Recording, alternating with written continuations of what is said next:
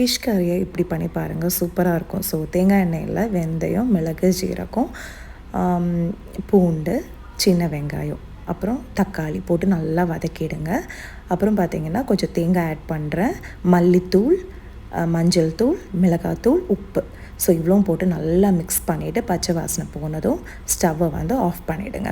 அதுக்கப்புறம் இதை வந்து ஆற வச்சுட்டு மிக்ஸி ஜாரில் போட்டு நல்லா அரைச்சி பேஸ்ட்டாக எடுத்துக்கோங்க. அதே கடாயில் தேங்காய் எண்ணெய் ஊற்றிட்டு கடுகு, கருவேப்பிலை, பச்சை மிளகா, அப்புறம் ஒரு சின்ன வெங்காயத்தை வந்து கட் பண்ணி அதை போட்டிருக்கேன். ஸோ நல்லா போட்டு எண்ணெயில் வதக்கிடுங்க. அதுக்கப்புறம் நம்ம அரைச்ச பேஸ்ட்டை உள்ளே போட்டுட்டு கொஞ்சம் தண்ணியை ஊற்றிட்டு புளி தண்ணி ஊற்றி நல்லா கொதிக்க விடுங்க. உப்பெல்லாம் செக் பண்ணிக்கோங்க இந்த ஸ்டேஜில். ஸோ நல்லா கொதிச்சதுக்கப்புறமா மீன் பீசஸை வந்து உள்ளே போட்டுருங்க. ஸோ இது வஞ்சரம் மீன். எல்லாத்தையும் போட்டுட்டு நல்லா கொதிச்சதுமே கொஞ்சம் மல்லி எல்லாம் மேலே போட்டு ஃப்ளேம் ஆஃப் பண்ணிவிடுங்க. சூப்பரான ஃபிஷ் கறி ரெடி. இந்த வீடியோ பிடிச்சா லைக் அண்ட் சப்ஸ்கிரைப் பண்ணுங்கள். தேங்க்யூ.